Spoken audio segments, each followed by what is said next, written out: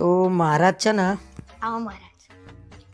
અખરોટનો live હલવો હતો, એની જગ્યાએ છે ને આપણે દૂધીનો હલવો કરી કેમ દેવાનો. દૂધીનો હલવો? અરે દૂધી સસ્તી પડે ભાઈ, એટલે દૂધીનો હલવો કરી દેજો ને. ખાંડ બહુ ના નાખતા, ગળ્યો નહીં કરવાનો, થોડો કડવો રહેશે ને તો ચાલશે. કેમ કડવો કરવાનો? એટલે આ લોકો શું ખાય, ગળ્યું તો લોકો બુકાડશે. પ્રસંગ હારો કરવાનો હોય, બગાડવાનો ના હોય. કડવું કરીને શરમે નહીં આવતી? તમે આનું નામ ભરજો, હું કહું એ કરજો. ડુંગળી બટાકાનું એક શાક કરવાનું. ડુંગળી બટાકાનું શાક જોયું તું ક્યાંય? પનીરનું કરવાનું હોય. અરે હું બધા કરતા અલગ કરીશ. શું અલગ કરશો? કરો તો આગળ. હા, બીજું શાક છે ને કોબીજનું કરી દેવાનું. કોબીજનું શાક હોય ક્યાંય? એ સલાડમાં હોય. કોબી તો મારા જોઈએ જ નહીં. પણ સલાડ નહીં રાખવાનો, એટલે કોબીજનું સલાડ અને કોબીજનું શાક બધું મિક્સ થઈ ગયું. કોબીજ મારા જોઈએ જ નહીં મહારાજ, તમને કહી દીધું. હા તો એક કામ કરો, દૂધી હલવો કરવાનો છે ને તો દૂધી વધારે મંગાઈ દે. દૂધી ને ચણા દાળનું દૂધી ચણા. બધું દૂધી થઈ જશે.